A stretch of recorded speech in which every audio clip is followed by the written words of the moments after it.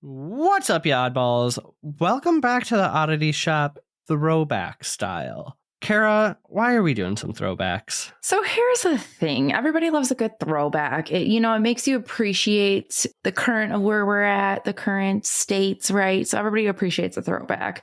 However, we're doing a throwback just for our mental health to give us a nice little break. So oddballs, we hope that you understand, but we are taking off the month of January, and we have purposely never taken off because we feel guilty. And we feel terrible about this, but We do. We have picked what we think are the 4 best of our older episodes for y'all to enjoy for each week of the month of January. Stay tuned, though. We are going to bring you a new bonus episode at the end of the month. And if you are on Patreon, we're going to have fresh things on there for you.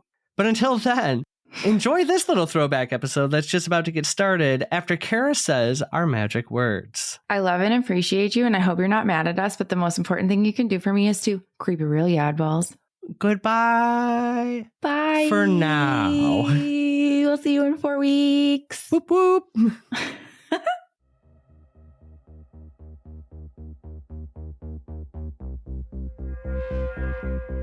Welcome to the Oddity Shop, where the bizarre is always on sale.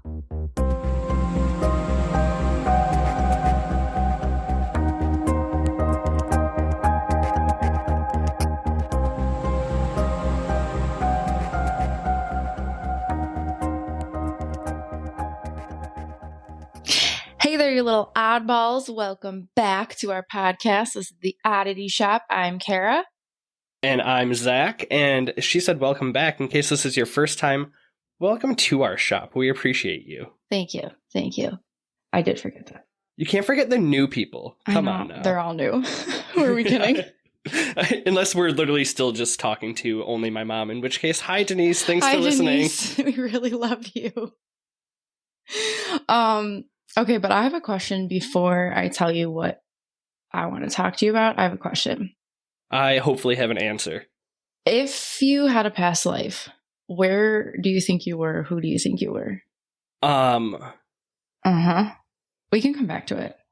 No, I don't want to give it too much thought. I just want to see what comes out, right? I'm thinking like I would have been like a child worker during the Industrial Revolution who got like his fingers sucked up into one of those fabric machines and killed or something. Why? I don't know. It just feels right. Okay. I mean, as much as I hurt myself as a kid, and I've always I started working young. Denise. Thanks for that work ethic, Mom. Okay, cool. I have no idea who I would be, who I was, what I did. I have no clue. I thought you had a great answer planned out for us with such a deep question.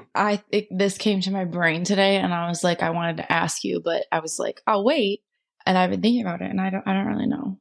All right. Well, since you don't have an answer for us, at least tell me what you're going to talk about today. Today I have Bloody Mary. You like the drink? I wish. I feel like no. The creepiest part about that is when they forget to give you the little piece of bacon. Yeah, that's absolutely horrible. Or if they don't give you a little shot of beer with it, I feel like that's... You gotta have the sidecar. I know, but when you don't get that, it's what's happening with the life? So when I go out with Julia and Nick, they always give me their sidecars, so I get a full beer for free. They don't drink it with it? No. What weirdos. I know. We'll cover them next week. Absolutely. Okay. As a child, I'm sure you stood in front of a mirror in a dark room and chanted Bloody Mary. Probably happened at a sleepover and started as a dare. Am I right? I'd say you're pretty spot on there. I can remember doing that a few times. I think I always chickened out, though, before getting to the third Bloody Mary or however many times you're supposed to say it. Well, that varies, but I remember in my bedroom, I had a bathroom off the side of my bedroom. And so I would stand on the toilet so I could clearly see in front of the mirror. And I thought you were supposed to turn around while you say it. That sounds familiar. Yeah. So I remember doing that. And I remember getting through it, but then freaking out. So I would do it all, but I think I would just jump off the toilet and run out of the bathroom before I thought anything was going to happen. Yeah. I definitely never saw her. No. I mean, I don't know why we would want to anyway. In case you haven't attempted this insane amusement, this is how it goes. You turn down the lights, preferably off, light a candle, face the dimmed mirror, and you chant Bloody Mary. Depends on the legend. We said 3 times. Some people say 13. A woman will appear, supposedly. She is said to be bloody, either ghostly, corpse-like, or a witch. She might scratch your face or straight up scratch your eyes out, or she might just scream at you. I don't remember what I think scratching the eyes out is what I feel like I remember. I do remember it being some sort of attack. I don't think it was just screaming at me. Yeah. They also say, though, that she could just be nice. So you might ask why, like, what do I win by playing this senseless game? Well, you either live or die. That's really all that there's to it. I mean, it's just kind of a metaphor for life, right? Very true. So I was just wondering, like, where the hell this came from, why we did this as children, and I kind of got stuck down a rabbit hole of who the hell is Mary and all the other things. So who is Mary is up for debate.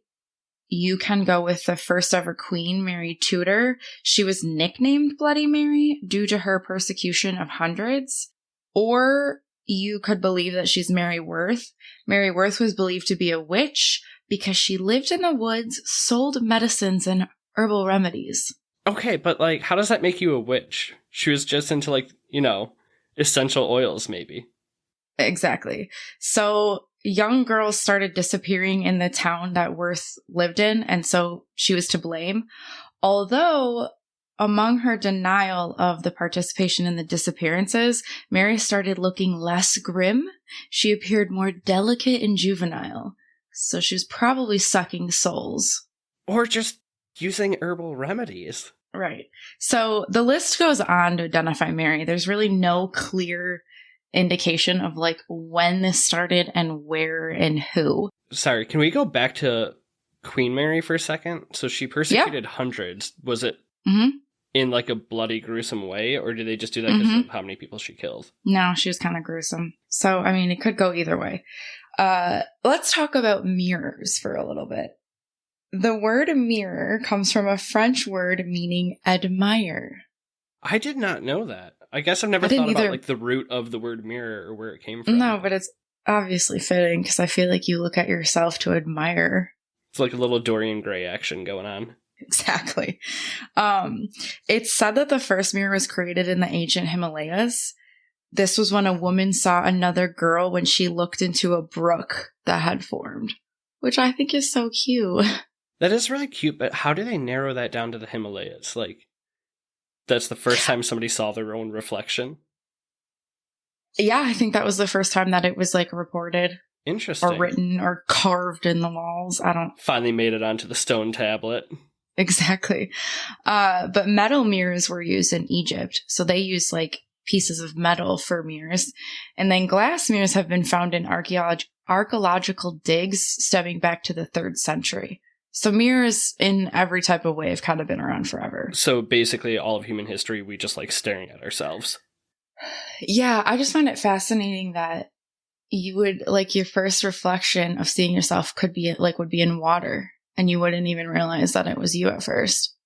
Yeah, I didn't think about that, actually, because you haven't seen yourself before at that angle, so... No, so the first time you saw yourself is when you looked into, like, a little brook of water. And you thought you saw another girl. And then self-perception was born. Exactly. That's really weird to think about. Isn't it strange? So this brings us to the dark side of mirrors, which, if you're like Zach and I, everybody knows there's a dark side to mirrors. So there's haunted mirrors. So it's said souls can become trapped in mirrors. If one dies in a house, you should cover all of the mirrors. If not, their wandering soul could get trapped. Which I've definitely heard of this. Yeah, I think there's some religions out there, right, where when they have the wake, they cover all the windows up. They cover all the mirrors in the windows, yep. Broken mirrors. We've all heard a rumor that if you break a mirror, you receive bad luck, but why? I've also heard that your body changes every 7 years, but I couldn't tell you why or where it came from. Well, ancient Roman culture believed your soul regenerates every 7 years. Apparently, mirrors reflect your physical appearance and your soul, meaning if you break a mirror, you will have 7 years bad luck and you will have to wait for a new soul. Interesting. So does your soul get trapped into the mirror that broke, or do one of the souls escape? I think that you just, like, I think it's kind of like, you know how we say, like, every 7 years your body changes. So you're like, I never used to Like have a taste for coffee or... Exactly. Perfect. So it's kind of the same thing. They say like your soul regenerates every 7 years. So, which kind of makes sense because you change as a person. That's your soul, right? Your soul kind of changes. So if you break that mirror, you're waiting 7 years for like a new soul to regenerate. Interesting. Essentially. But you're going to receive bad luck that whole time. Not fond of that part of it, but... No, but it kind of makes sense when you think about those two sayings because we hear them all the time. Right. I just need to know where they came I've from. never given it much thought. Me either. Okay, so they also say that you can see the future with mirrors. So it's believed mirrors see your future. If you peel an apple in a continuous strip, toss the peel over your left shoulder, your future husband will appear. I just went to the apple orchard. I have a whole bag downstairs. I'll test this out later and let you know what I find out. Ever wanted to spend the night ghost hunting in a haunted asylum? Eloise Asylum presents Paranormal Lockdown. On April 5th from 7 p.m. to 7 a.m., you can run the asylum. Discover history, haunts, and the secrets of the past, led by Metro Detroit's premier investigators. There's a limited number of tickets to this exclusive event, and it will sell out. So get your tickets today. Use the promo code HUNT and save $5 off each ticket. Paranormal Lockdown, April 5th at Eloise Asylum. Visit EloiseAsylum.com. There's also another, where if you walk up a flight, like your flight of stairs backwards. So it said that ladies, you walk up your stairs backwards, holding a mirror.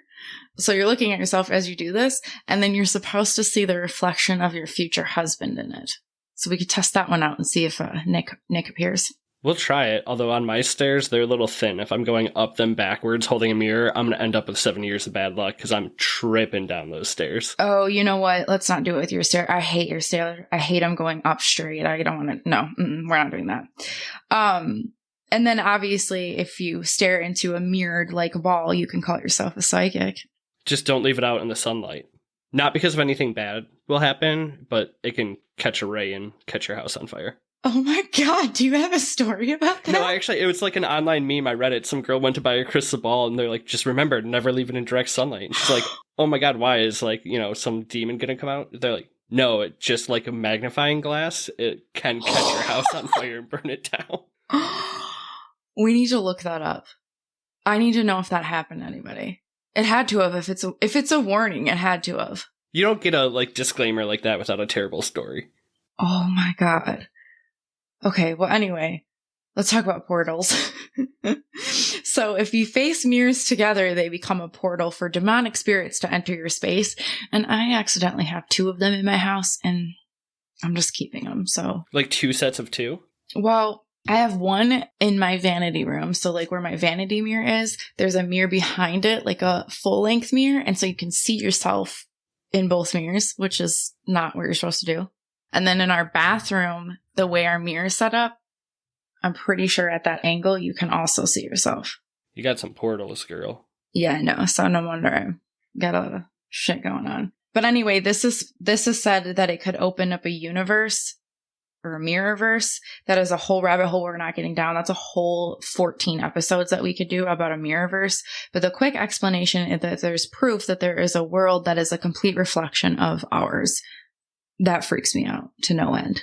Yeah, let's just not even get into multiverse theory right now because I will talk like I'm a professional and have zero idea what I'm actually saying, but... I can't. It gives me great anxiety. So anyway, that's kind of some of the dark sides of the mirrors. I want to talk about the mirrored self-misidentification. Have you ever heard of this? No, it's a mouthful to even say. Right? Okay. So this is the belief that your reflection is another person, again, going back to the mirrorverse, but this person could be you as a second version or a younger version, a relative, or someone you don't even know. Mirrored self-misidentification is most common in dementia patients. So dementia is just freaky on its own to me, but maybe you're just like experiencing like the unknown.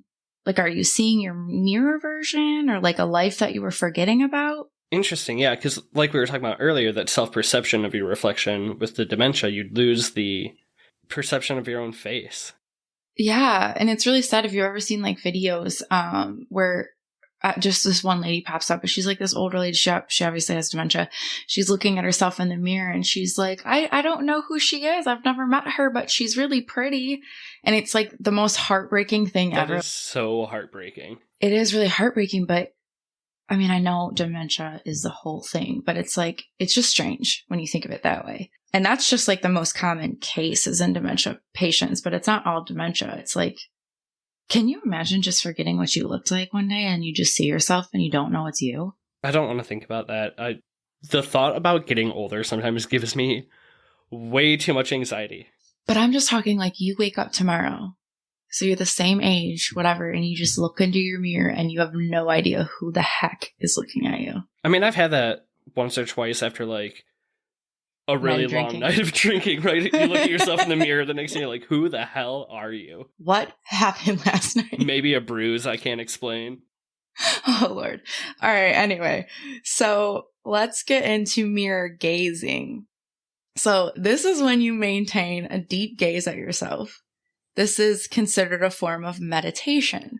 The benefits are self-awareness, improved self-compassion, increased comfort in your body. Yeah, I don't know about all that. I feel like the longer I'm gazing in there, the less I'm meditating, and the more I'm getting the urge to just like pop a pimple. I was just going to say, I'm going to like start plucking my eyebrows. I'm going to like, I don't even know, but I feel like I do enough of like mirror gazing when I get ready in the morning. So I'm good on that. Apparently it has really good benefits. So if you've tried it, holla at us. Now I want to talk about psychomantium. You're full of the big words today. I know. Okay. Encyclopedia.com's definition is: a psychomantium is a room set aside for communication with those who have died and are believed to have passed in the world beyond. It is specifically designed to promote an altered state of consciousness. So kind of like the Estes method, but... Okay, did you ever watch that show I was telling you about with Tyler Henry, the medium? No. He does this. Let me finish my definition. Okay. So, an altered state of consciousness that facilitates such contact. Essential to the decor is a mirror into which the person wishing to communicate with the deceased loved one gazes. Okay, go. I mean, I guess I should have let you finish because that's exactly what he does to start to like connect with the people he's meeting with. He sits in a dark room in front of the mirror and helps him channel the spirits. Yep. Mm-hmm. Thanks for being so rude. So I never heard about this or heard that term in depth, at least, until watching our guilty pleasure, Sam and Colby, specifically episode A Horrifying Encounter at Haunted Black Swan Estate. The timestamp is 2802 if anybody wants to check it out. Anyway, Sam, Colby, and Hot Nate, as we like to call him, they take turns staring into a mirror in a dark, secluded room. So basically this. Their descriptions on how their faces and surroundings are changing is very chilling. Face melting, eyes sinking in, and looking skeleton-like are some explanations. Oh, I don't like that at all. No, I would say I like to sleep at night, so I'm not going to try this. But you can be my guest if you want. I think I'm good. Yeah, okay. Well, somebody else do it and let us know. I would rather do the Estes method. I would rather hear people talking to me than see weird, creepy things. There's something about like hearing a ghost or disembodied voice compared to like actually seeing it. For some reason, sensing it with your eyes just makes things feel so much more real. Well, yeah, and I think that's why, like, I don't really like watching like true crime stuff or like horror things. Like I like to listen to it. Like I'll listen to all the gore, all the stuff. But for whatever reason, especially as I've gotten older, I'm good on watching it. I'm kind of the same way. I used to be like way more into horror movies growing up, and now I can hardly stand like any sort of gore. Same. So that's a psychomantium. The Caputo effect is a psychological effect that allows you to respond to sensory deprivation with your imagination. So basically, you put emphasis on a certain interest and your brain makes it happen. I'm concentrating on a bloody woman. I'm going to see her. I want to talk to the dead. I'm probably going to see creepy images. So that's just like another thing that you could be experiencing if you're really hyper focusing on one subject. You're like just straight up putting all of your energy into that thing, and your brain's going to make the picture. Manifest. There we go. That's the word I'm looking for. Yes, you're manifesting. Okay, I got one more term for you. Have you heard of an egregore? Say that one more time. Egregore. My brain just went right to Eeyore. See, I would go to Igor. I don't know that I know any Igors, so Igor. Saying it like that doesn't help me at all. It's Dr. Frankenstein's assistant, Igor. Oh. Or wait, is he Dr. Frankenstein? No, he makes Frankenstein. No, it's Dr. Frankenstein and Frankenstein's creature. Okay, yes. Yeah, that's his assistant, Igor. Oh. So an egregore. I feel like I'm learning so much right now. I'm surprised you actually didn't know this. So what it is it's a psychic manifestation or thought form occurring when any group shares a common motivation being made up of and influencing the thoughts of the group. Basically, a non-physical entity appears because of a massive belief. So it's essentially like, okay, so you know when we say this place is haunted, this house is haunted. Okay, there's this spirit, that spirit, whatever. Sometimes there's just not a spirit. It's just that place. Like you keep talking about it being haunted. It's haunted. It's haunted. That place is haunted because of all the talk. The Crybaby Bridge, right? Like every town has exactly. that, but it could be everyone's energy manifesting it over time that it just sticks. Exactly. Okay. So that's an egregore. Got it. Not Eeyore. Or Igor.